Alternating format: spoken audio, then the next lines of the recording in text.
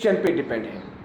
मिसाल के तौर पर आपने कैट देखी है, जब आप कैट को दोबारा देखोगे तब आप बोलोगे ये कैट है। It is that type of learning, it is that type of learning in which perceptions are developed, in which perceptions are developed।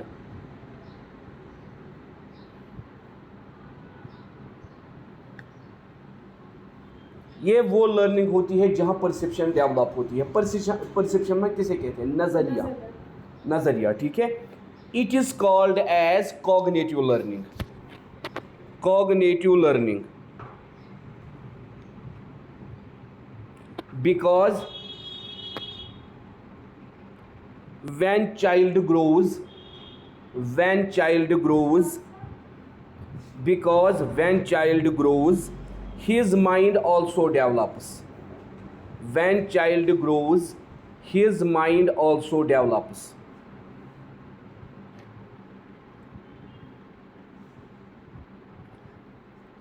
when an object comes before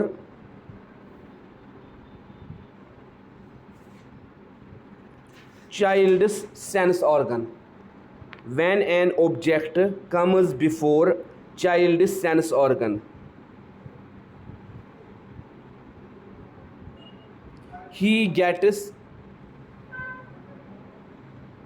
sensation, he gets sensation and attach meaning to it, and attach meaning to it on the basis of his past experience, on the basis of his past experience।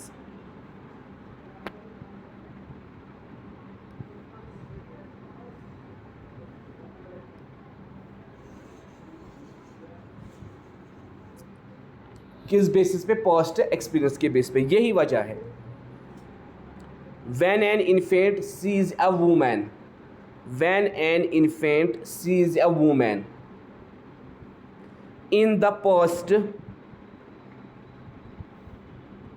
in the past the woman has fed him, in the past the woman has fed him। मतलब जब एक बच्चा किसी women को देखता है उसको याद आता है इसने मुझे पकड़ा है, गोद में लिया है।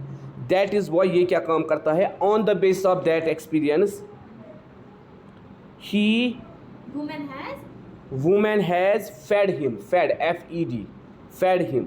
On the basis of that experience he comprehends that the woman is his mother, he comprehends that the woman is his mother। आप सोमो में चढ़ी, किसी बच्चे ने आपको देखा, वो आपकी गोद में आने के लिए बेसब्र हो गया। क्यों? उसको लगा मेरी सिस्टर है। उसको क्या लगा? मेरी, क्योंकि उसकी सिस्टर भी एक लड़की ही है, ठीक है। इस लर्निंग को हम कहते हैं परसेप्शन लर्निंग, जहाँ पे हम अपने नज़रिए से लोगों को रिकॉग्नाइज करते हैं। उसके बाद है बेटा दूसरा type, conceptual learning. Conceptual learning ऐसी लर्निंग जो आपके कंसेप्ट्स को डेवलप करती है by using previous knowledge. It is that type of learning, it is that type of learning in which concepts are developed. वो लर्निंग जो आपके अंदर कंसेप्ट्स डेवलप करती है, in which concepts are developed. It is the highest form of learning, इसी को हम कहते हैं हाइएस्ट फॉर्म ऑफ लर्निंग।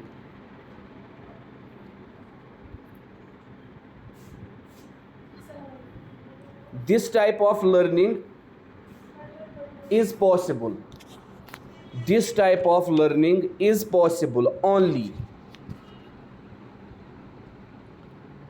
कब ये पॉसिबल है? खाली when mental abilities are fully developed, when mental abilities are fully developed।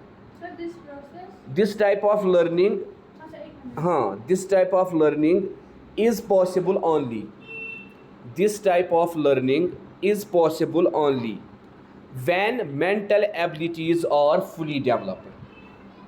When mental abilities are fully developed, the child can solve हाँ his own problems. हाँ, the child can solve his own problems from his own ideas. From his own ideas, generalizations, thinking and judgment.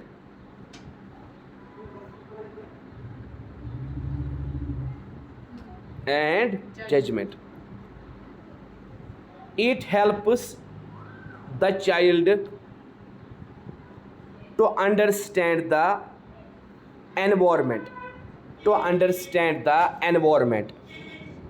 and the world as a whole. तो बेटा conceptual learning, कैसे हम concepts को develop करते हैं, कैसे हम अपने आइडियाज़ से अपनी प्रॉब्लम्स को सॉल्व करते हैं, कैसे हम अपने एरियाज से हर कोई प्रॉब्लम सॉल्व करते हैं, कैसे हम खुद जनरलाइजेशन बनाते हैं, थिंकिंग करते हैं, जजमेंट करते हैं। ठीक है बेटा, हम कहते हैं पूरे वर्ल्ड को अंडरस्टैंड करने के लिए हमें इस लर्निंग की ज़रूरत होती है। जैसे एक बार बच्चे के दिमाग में बन गया A for apple, B for banana, O for orange, उसको फिर याद रहता है। ठीक है। हाँ, तीसरा बेटा मोटर लर्निंग। रोज़मर्रा ज़िंदगी में ड्राइविंग करना, राइटिंग करना, वॉकिंग करना, स्विमिंग करना, स्केटिंग करना, डांसिंग करना कैसे होता है? By muscular coordination. ये मस्कुलर कोऑर्डिनेशन कैसे होता है? By motor learning. ठीक है बेटा, it is that type of learning,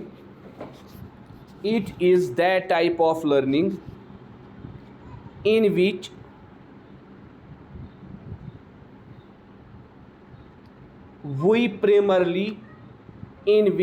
we primarily makes use of our muscles.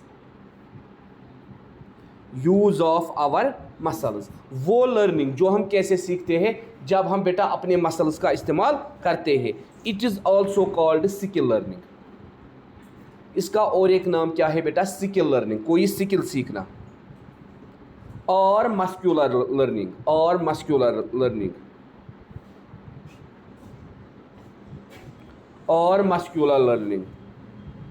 Full stop. Learning of motor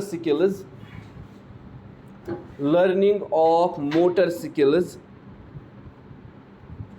such as walking, writing, swimming, driving, typing, etc. are the examples of motor learning.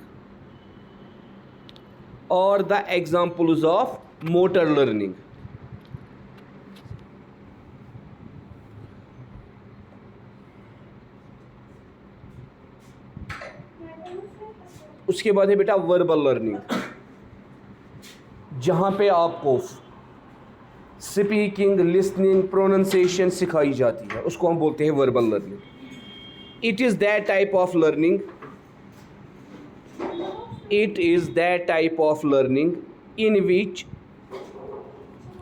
in which stress is laid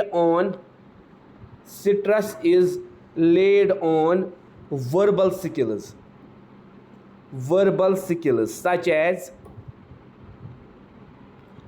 speaking, reading, pronunciation, communication, etc. ठीक है, तो जहाँ पे ये चीज़ें हम सिखाते हैं स्कूल के अंदर, वर्बल लर्निंग। उसके बाद है last learning, associative learning.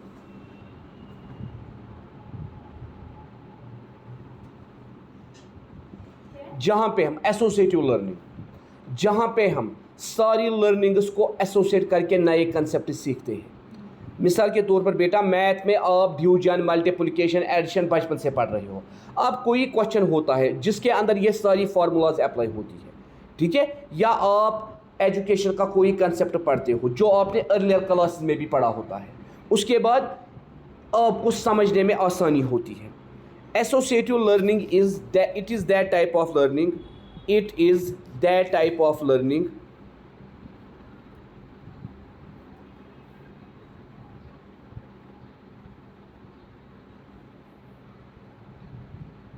in which new concepts are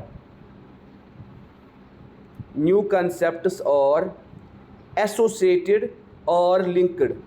New concepts are associated or linked with the past concepts,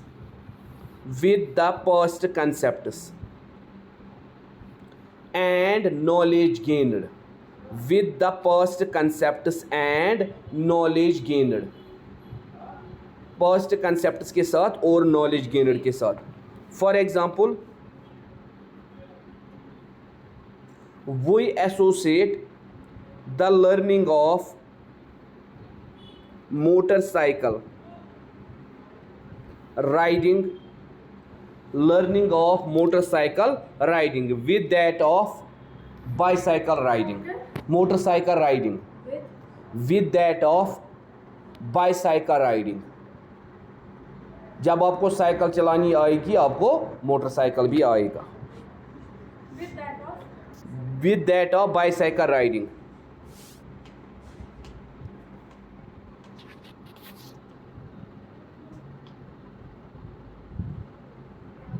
उसके बाद ये laws of learning, last question इस लेसन का।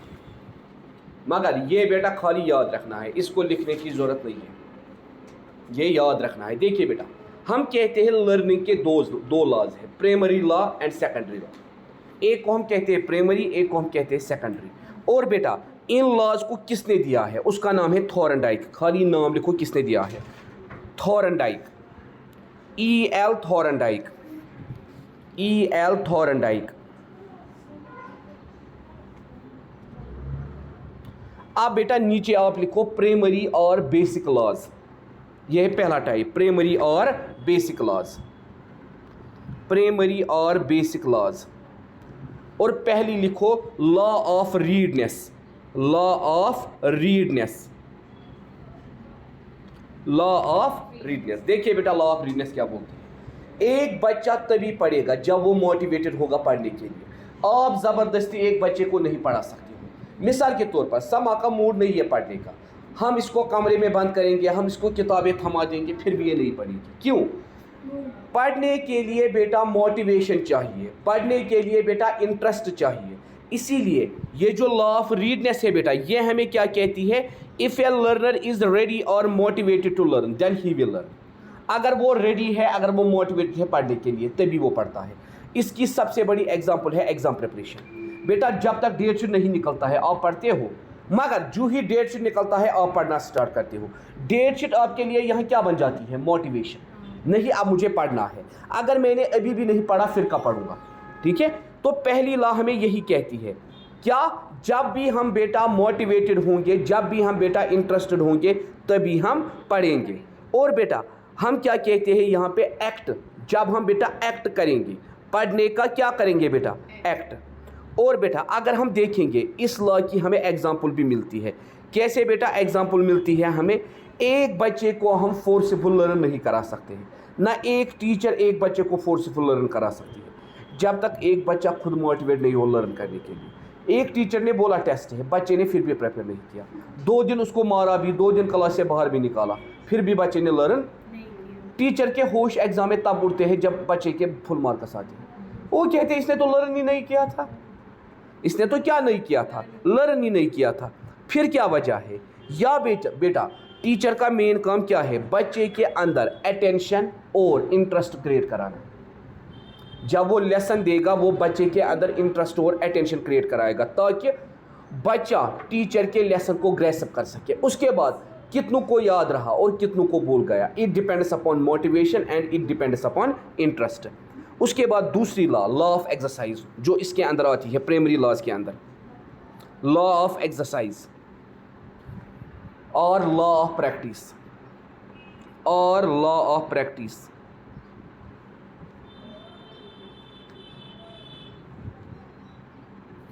मतलब प्रैक्टिस मेक्स मैन परफेक्ट। अगर आप किसी चीज़ की प्रैक्टिस करते हो, उसका रिवीजन करते हो, वो आपको कभी नहीं भूलती है। अगर आप किसी चीज़ को आपने आज पढ़ा, उसके बाद बुक्स बंद की, वो भूल जाता है। मतलब जिस एक्टिविटी को हम रिपीटेडली रिवीजन करते हैं वो हमें कभी नहीं भूलती है। जिस एक्टिविटी का रिपीटेडली रिवीजन नहीं होता है, जिस एक्टिविटी की रिपीटेडली प्रैक्टिस नहीं होती है, वो भूल जाती है। This is called law of exercise. इसके बेटा दो लॉज है, law of use, law of disuse. हाँ, law of use, law of disuse. ये बेटा किस पे है? लॉ ऑफ यूज का मतलब है प्रैक्टिस कंटिन्यूअसली करना। लॉ ऑफ यूज का मतलब क्या है? जब बेटा आप कंटिन्यूअसली एक्टिविटी को प्रैक्टिस कर रहे हो, रिपीट कर रहे हो, वो आपको लॉन्गर टाइम तक याद रहेगी। लॉ ऑफ डिसयूज का मतलब क्या है? आपने प्रैक्टिस ही नहीं की। जब आपने प्रैक्टिस ही नहीं की, आपको याद ही नहीं रहा। जब आपने रिवीजन ही नहीं किया, आपको याद ही नहीं रहा। ठीक है बेटा, इसीलिए बेटा हम कहते हैं प्रैक्टिस मेक्स मैन परफेक्ट। अगर हमें कोई चीज़ सीखनी है, हमें उसके लिए क्या करनी है? प्रैक्टिस। बच्चे को हैंड राइटिंग इंप्रूव करनी है, वो खुद हो जाएगी। जब वो लिखेगा, जब वो प्रैक्टिस करेगा बेटा, तब जाके हैंड राइटिंग ठीक होगी। बच्चे को पेंटिंग करनी है, ड्राइंग करनी है, टाइपिंग करनी है, ड्राइविंग करनी है, कैसे करेगा? जब वो प्रैक्टिस करेगा तभी बेटा वो कर सकता है। जब वो प्रैक्टिस ही नहीं करेगा, कैसे वो बेटा करेगा? उसके बाद है बेटा तीसरा लॉ ऑफ इफेक्ट। इसी प्राइमरी लॉज में लॉ ऑफ इफेक्ट, जिसका और एक नाम क्या है? Law of pleasure and pain. Law of pleasure and pen.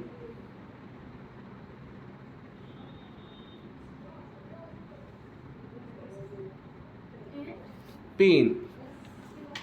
Learning becomes effective when it is associated with pleasure, and learning becomes ineffective when it is associated with pain.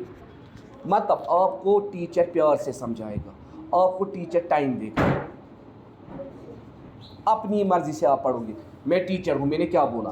बेटा मैं कल learning के लेसन का exam लूँगा, sir 3 questions का देंगे। किसने बोला सर 3 क्वेश्चंस करेंगे? आपने क्या बोला? मैंने क्या बोला? बेटा कल लर्निंग का एग्जाम है, सारे लेसन का। आपने क्या बोला? सर 3 क्वेश्चंस का देंगे, हमें और भी सब्जेक्ट्स पढ़ने होते हैं, हमें और भी काम होता है। मैंने बोला चलो बेटा ठीक है। मतलब ये आपके लिए क्या बन गया? प्लीज। नहीं बेटा, देना है तो देना है। कौन जाएगा कल? कौन जाएगा कल? एग्जाम्पल आपके सामने ये बच्चे हैं, इनको मैम ने सोशियोलॉजी में टेस्ट रखा, ये सारे एब्सेंट बैठ गए कोठी बाग में। ठीक है बेटा, ये सारे एब्सेंट बैठे थे। ठीक है, तो फिर क्या होता है? या तो आप एब्सेंट बैठते हो, या तो आप नाटक करते हो, पेन है, ये है। ठीक है, तो हम कहते हैं लॉ ऑफ प्लेजर और पेन यही है बेटा। मतलब हमें भी समझना है, हमें लर्निंग को जोड़ना है प्लेजर के साथ, पेन के साथ। हमें लर्निंग ऐसे करानी है जिससे बच्चों को प्लेजर फील हो, ऐसे नहीं करानी है जिससे उनको पेन फील हो। जैसे हम कहते हैं बेटा, एक बच्चे को हमें एसोसिएट कराना है, कैसे? रिवॉर्ड से। एक क्लास में टीचर कंपटीशन रखेगा, टेस्ट रखेगा, जो बच्चा फर्स्ट पोजीशन लाएगा उसको टीचर की तरफ से कैडबरी मिलेगा, प्लेजर। बच्चे ज़्यादा मेहनत करेंगे। या जो बच्चा पोजीशन लाएगा उसको मैं ट्रॉफी दूंगा। इस तरह यहाँ कंपटीशन होते हैं, डिबेट। ठीक है, इसी तरह बेटा हम कहते हैं हमें बेटा बच्चों के दरमियान जेलेसी और एंगर क्रिएट नहीं करनी है लर्निंग के दौरान। बच्चे को गुस्सा कब आएगा? जब उसको ओवरबर्डन होगा। बच्चे को जेलेसी कब होगी? जब मैं फिजा को गैस दूंगा, आप दोनों को नहीं दूंगा। ऐसा भी टीचर नहीं होना चाहिए। मतलब नहीं, ऐसा भी टीचर नहीं होना चाहिए। जेलेसी क्यों होती है बेटा? टीचर का एटीट्यूड एक क्लास में सारे बच्चों के साथ सेम होना चाहिए। ये नहीं मैं फिजा के साथ एक एटीट्यूड दिखाऊं, आपके साथ दूसरा, इसके साथ तीसरा नहीं। इससे भी बेटा क्या होता है? इससे भी लर्निंग में पेन होती है। टीचर, बच्चे को क्या लगता है टीचर ने इसको गैस दिया है, या टीचर ने इसको जानबूझ के 2 मार्क्स मुझसे ज़्यादा दिए हैं। ऐसा नहीं होना चाहिए। जो डिजर्व जितना करता है उसको उतना देना है। ठीक है, अब है बेटा सेकेंडरी लॉज ऑफ लर्निंग, ये कल पढ़ेंगे।